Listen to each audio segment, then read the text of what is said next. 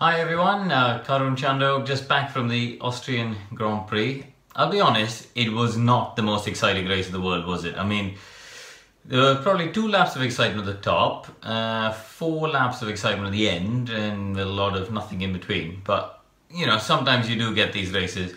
It's an odd one because the circuit at the Red Bull Ring should really promote lots of overtaking and good racing, but I think because it's quite a short lap and the field is quite tightly bunched in terms of lap time performance now, you don't see the big sort of overtaking moves and the gaps that perhaps you would expect to see. So yeah, it's an odd one.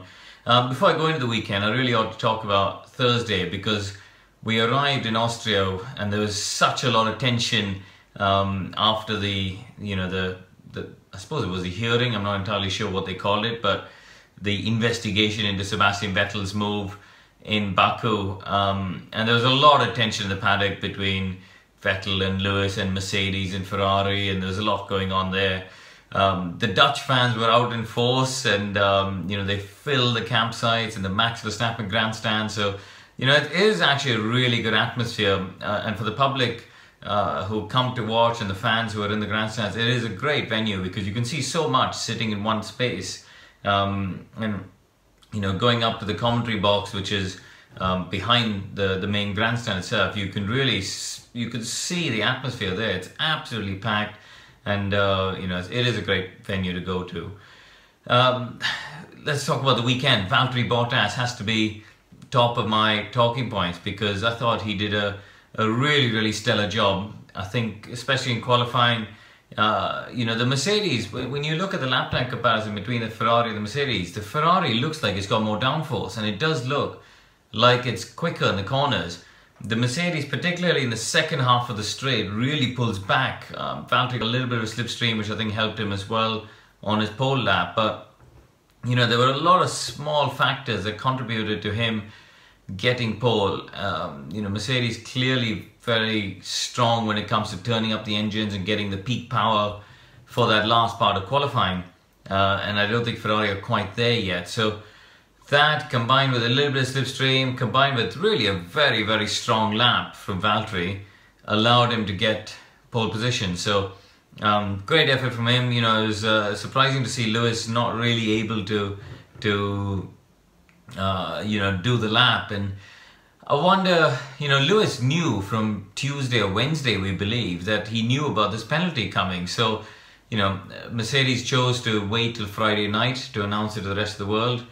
But, he knew about it, and really, he almost seemed a bit deflated and a bit demotivated when it came to qualifying. He just didn't seem to be the Lewis that we've seen in Baku and in Canada, where he's bounced around into qualifying and really gone for pole position. Here he was okay, and he got third and became 8th with a penalty. So yeah, a little bit of a sort of subpar qualifying. In the race he was great, coming from 8th up to 4th was a good strong performance. But yeah, I think he'd be a little bit disappointed, because if he'd started 6th, he would have maybe had a better chance of getting past Ricciardo. In the end, he was probably a lap or 2 away from getting Ricciardo, and those points could be crucial at the end of the World Championship World Championship fight, I should say. Vettel and Ferrari, yeah, damage limitation, I suppose. It was odd because in the first stint, Valtteri just destroyed him. Valtteri disappeared 7 seconds up the road, and it looked like Sebastian Ferrari had no chance to compete against him. But as the race went on in the second stint, Valtteri started to get blistering on his tyres. And for those of you on Twitter would have seen the picture I posted. I took a picture of Valtteri's car underneath the podium, and you could see the rear left, the band of blistering on the tyre. So I think he did really well to actually, hang on to that and get those the performance he needed at key points of the lap to make sure he stayed ahead of Sebastian. And Sebastian said it was very reminiscent of Russia, last couple of laps. He felt he needed 2 laps more to get the move done, and it would have worked out okay for him. I'm just gonna sip of my bucket of tea. Let's talk about Red Bull. I thought that was their most convincing performance in a normal dry race. I'm just looking at the results. To finish within 6 seconds of the winner. Yes, Valtteri had tyre trouble, but Seb was also there. To get within 6 seconds on a normal dry race, I think was a fantastic effort from Red Bull. It clearly shows on a circuit, especially which isn't really going to be favouring their car's performance. I think they were very happy with that. I spoke to Christian Horner, I spoke to Simon Rennie, Daniel's race engineer, and they were both very buoyant about the result and very almost pleasantly surprised with how competitive they were, because on Friday and in qualifying they didn't quite look like they were there, and it went well for them on race day. Unlike the other side of the garage, Max Verstappen, he does seem to be the new Mr. Lucky. I always thought that was Jolyon Palmer who keeps having trouble in free practice, but Max, it all goes wrong for him on race day, doesn't it? You know, Canada, Baku, and here now, 3 races where, you know, arguably there's probably, let's say, 40 points gone out the window between those 3 races. That's a big chunk of points, you know, for Max. So I could see why he was massively disappointed. Once again, it will come good for him. You know, he's driving amazingly well. All through the weekend, he looks stronger than Daniel. His qualifyings have been strong. His free practice pace. Every time he gets in the car, he's just on it.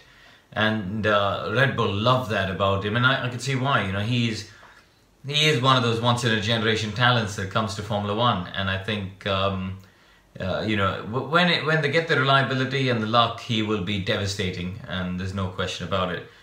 Good race for Force India. Both cars in the points. I think Perez did a very good job. He looked on the back foot in free practice and he dug it out when it came to qualifying, and in the race he really got a long way ahead of Ocon. So I think, you know, I think Ocon is very good. I really rate him highly, and for Sergio to once again remind the team that he's a top class act, I think was a really good effort for him. Williams got 2 cars in the points and a little bit of luck involved, but you know, once you actually look at the race pace, they weren't so bad. You know, it begs the question of why they were so far away in qualifying. 17th and 18th on the grid, you know, that was really not good. And they were completely confused as to where the performance had gone. But come the race, actually, Massa's pace relative to Ocon wasn't too bad. And he went with Ocon and, you know, was within a few seconds of him. So that's really pretty good. So, yeah, I think, you know, they'd be definitely doing some proper investigative work as to why they couldn't switch the tyres on in qualifying. They just couldn't get the tyres to work on either car, which was a bit frustrating. So on to Silverstone next, the British Grand Prix. There's going to be a lot of intrigue as to, you know, this is the first true high-speed circuit we're coming to since Barcelona, and I wonder, from the information we've seen so far, especially in Austria, you know, the Ferrari looked amazing in the high-speed corners, and I wonder, are Mercedes going to sneak in a bit more downforce? Are they going to bring updates? You're constantly seeing lots of bits and pieces coming to those cars. They're pushing hard. 20 points now, the gap in the World Championship between Seb and Lewis. So, and I'm sure Lewis will be massively motivated to get a win on home soil here in front of the fans at Silverstone. So it's always a great event. It's a busy one for us, you know, working with Channel 4, but I'm sure for the fans, the weather's been amazing in the UK so far, so hopefully if that holds on, it should be a fantastic weekend at Silverstone. So if you're not in the grandstand, if you are in the grandstand, hopefully we'll see you there, and if you're not, then obviously you know, you could join us on TV, but it should be a great race all the same. See you later.